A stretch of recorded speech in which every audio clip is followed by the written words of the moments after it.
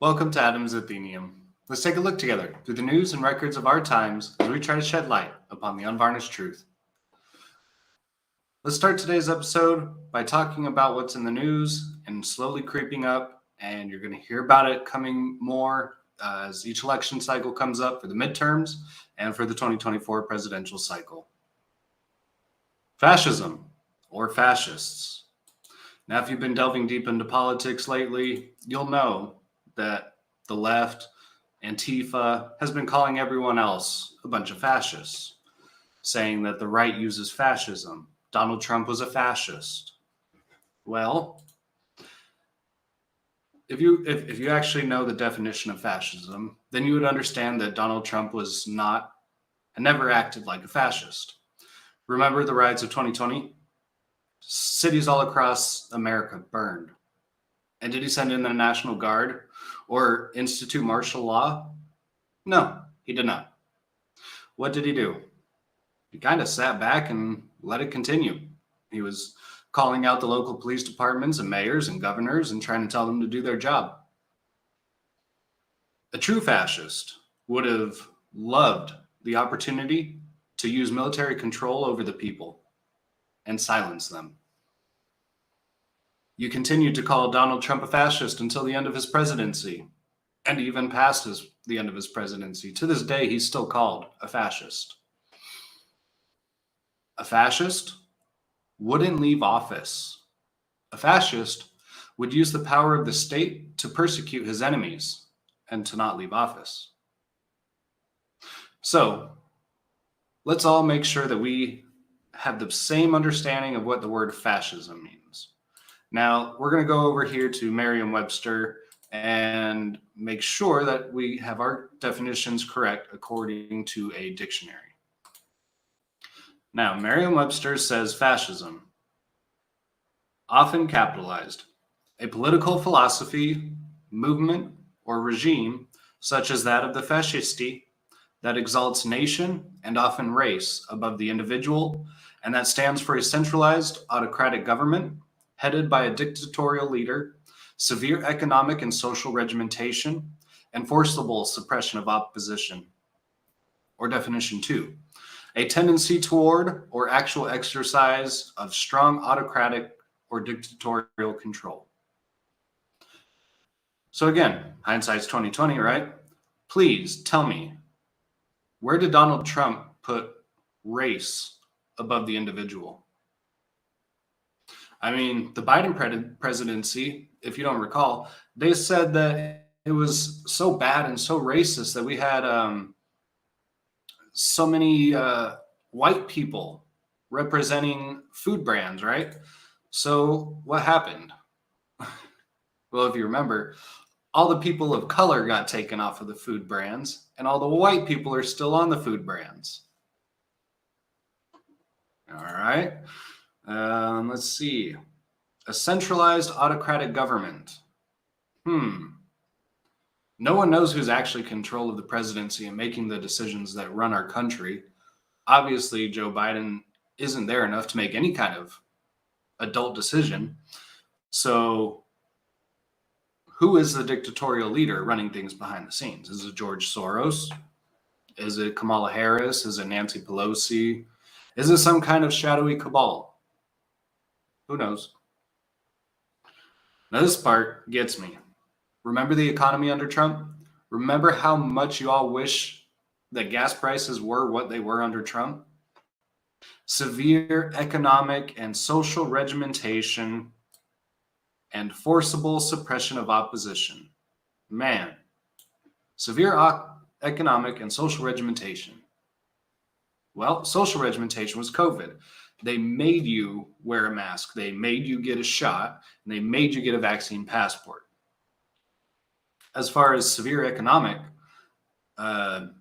regimentation, I mean, think about it. Gas, wages, jobs, food crisis, all the crises we've been going through ever since Joe Biden took presidency. Forcible suppression of opposition. Again, the riots of 2020. Still, we're not holding people accountable. There's still mass looting and rioting going on, and no one's doing anything about it. And yet, January 6th defendants are still locked up, some of them for just misdemeanors. Cool. Why don't you guys go do your job and go get people that are committing felonies and then keep them in jail rather than re-releasing them? We're going to do an episode more about that soon. All right, let's continue here going through our news articles for the day.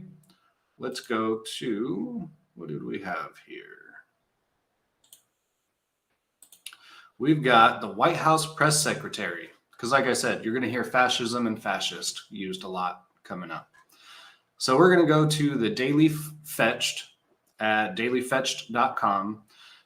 White House press secretary refuses to explain Biden's semi-fascist remark against MAGA. Let's read a little bit. White House press secretary Karine Jean-Pierre refuses to explain what Biden meant by calling MAGA Republicans as semi-fascists during a recent campaign experience. Biden said the MAGA Republicans don't just threaten our personal rights and economic security, before declaring that MAGA Republicans are a threat to our very democracy. They refuse to accept the will of the people. They embrace political violence. They don't believe in democracy. It's not hyperbole, he continued, adding, America is at a genuine inflection point. I'm going to skip a paragraph ahead. It says, I respect conservative Republicans, Biden said, adding, I don't respect these MAGA Republicans. And then here's a little tweet from RNC Research that they quoted in their article. Joe Biden, whose entire campaign was based on unity, insults tens of millions of Americans, saying, I don't respect these MAGA Republicans. I mean, it says right there. I mean, do you remember? Oh, sorry, let me pull that up. Do you remember his opening speech when he became president? He said, I'm going to unite the country. You know, he bashed Trump and said how poor of a job Trump did at that and how good he was going to be at uniting the country. And the first thing he did was start signing executive orders like a dictatorial leader does and not caring what the will of the people was. Let me scroll back to this page just so you guys can read a little bit here of, again, White House Press Secretary Karine Jean-Pierre refused to explain what Biden meant by calling MAGA Republicans as semi-fascists during a recent campaign experience. There's no such thing as a semi-fascist. You either are or you aren't. You're either authoritarian or you're not. There's no halfway with it. Look at Stalin, look at Lenin, look at Mao, look at Hitler. There's no halfway. All right, let's keep going. Let's move on to, sorry, got to switch windows here. And we're going to go over to the Washington Examiner from an opinion article published just today. Democrats like Biden have been falsely calling Republicans fascist for almost 60 years. Boy, isn't that the truth. So let me pull that up so that way you guys can see what I'm looking at. Last week, Robert Reich, former Secretary of Labor during the Clinton administration, tweeted, just wondering if DeSantis is now officially a synonym for fascist. Again, I read you the definition for fascist and fascism, and we should be able to agree that Trump was not a fascist. He never was, and he wasn't after he left office. We've already got the Biden regime calling their opposition fascists with no proof, no evidence. All right, I got one more article to share with you. Let's pull up one more. It's make sure this is the right one. Yeah, this is the right one. So we've got, let me pull it up so you can see it as well. From the Daily Wire, Democrats slam Republicans. Democrats slam Republicans as haters, semi-fascists, and tell them to get out of town, all in 1 week. So we got Governor Kathy Hochul. I believe she's a New York governor. She told New Yorkers to get out if they're MAGA Republicans and that they don't represent New York. Really? I'll remember that next time you say that someone's racist for saying almost that exact same quote to someone illegally moving here. I'm going to remember that. I'm going to remember that a governor said, "You're not welcome here. You're not like us." Remember that. You got Joe Biden, obviously, calling, and I don't know if you've heard in the news, for a short while, he was calling the MAGA crowd ultra MAGA. Now that switched to fascist or semi-fascist. You've got Joe Biden here in the middle.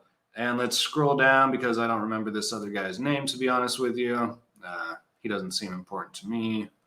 Let's find out where they talk about what he said. Wow, they wrote quite a bit of an article just to kind of ignore part of it. Let's see. Got Kathy Hochul. Sorry, guys. Didn't mean to be taking this long. All right, just skimming through. I'm not finding what he said, and I don't know who he is, so I apologize for not being prepared for that. But again, these aren't the only stories. These aren't the only people. You're going to hear it on like the news sites like MSNBC.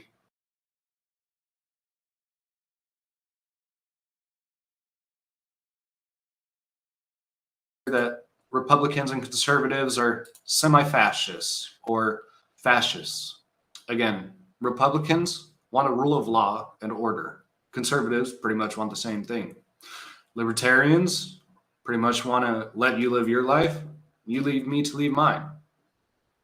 Democrats used to be able to agree. I mean, I would say that old school Democrats are still this way, that they may have different political views. They may support things that I don't. But we can have a civil discourse about where we disagree and generally come to some kind of conclusion, some kind of compromise along the way about how to get there best. And then you've got the left, the modern left, the people like Joe Biden and the left of the leftist regime. You know, Nancy Pelosi, the squad. They've gone so far left that they left the Democrats behind. And they think that the Democrats are right-wing now. So, of course, Republicans who, let's be honest, their values haven't changed much over 20 years. They're still right where they were 20 years ago, pretty much. In fact, they've even, to some degree, opened up to the gay community, more or less. 20 years. Things were getting better. And yet they had the nerve to call people like us fascists. We didn't burn cities in the summer of 2020. We didn't go out and start fights with opposing groups that were protesting. Let me back that up. There was some right-wing groups that did start some fights during the riots of 2020. However, most of the fighting that involved the left and the right groups, Antifa and BLM, and Patriot Prayer, Oath Keepers, 99% of that was started by Antifa and BLM. Most peaceful protests that the right was engaged in were destroyed and dismantled by Antifa. So when I hear this nonsense that 95% of the riots of 2020 were peaceful, no, they were not. You're excluding all the times where the left attacked the right during the right's protests, peaceful protests. And they didn't just attack them, punching and kicking them and spitting on them. No, they brought mace and knives and 2x4s with nails, bike locks, bike chains, like metal bike chains. It's obvious to people who follow the news like me, and hopefully to you as well, that keep up with the news. It's quite obvious that the left uses fascist tactics, calls themselves anti-fascists, make a movement called antifascista. No, let me rephrase that. They copied a movement called antifascista action, and they have since made themselves Antifa. I just want to bring this to your attention today because these are things we need to be aware of. You have to know how to defend yourself against these kind of attacks by ignorant people. Ignorant people who don't know the language they use and use it to destroy your character and to turn their base against people like you. People on the right tend to get their information from all sorts of left and right wing sources. That's what I try to do with you. I mean, that's what I did on this episode. Whereas the left, citing studies here, generally only view left-wing publications and only read left-wing news sites and only talk to left-wing people. And they can't handle hearing the other side's opinion. And what do they do when they can't handle hearing the other side's opinion? They beat them down. They silence them. Oh, that's fascism. Do not fall for being called a fascist. You are not. You never have been, and you won't be. Good people who hold their morals and their values high in their heart will never allow fascism to rise. Donald Trump was not a fascist. If he was, he wouldn't have left office. We have to wait and see as to what Biden will become. I know he's an authoritarian dictator. He leads by executive fiat rather than implementing the will of the people. He promotes his ideological agenda instead of governing by the will of the masses. That's where I'm going to leave today's episode. I apologize if you hear the cat in the background. She's getting a little lonely. So I'm going to go upstairs, watch some TV, get them dinner and whatnot. But I hope you all enjoyed this episode. Let me know what you think of this live streaming software. I think this one got a little better, a little smoother, at least from the last 2 episodes I've tried like this. It's a much more easier setting where this way I can switch between talking to the camera and switching between these different web pages. That way you can see what I'm seeing and it's not as boring. It's not as clipped together. And I can keep an eye on, even though I haven't been, I can keep an eye on YouTube if you guys want to chat in the comments section. Again, if you have anything that goes against what I've said, any data to disprove me, I would love to hear it. If you just want to spit out your emotions, I'll ignore it. But either way, I appreciate you coming, and I look forward to talking to you. And if you think this message should be heard by others, please like this video so we can beat the algorithm, and subscribe so you don't miss any of my notifications, as I'm trying to post more than twice a week. Let's just say that. And again, thanks for coming. I will see you all soon.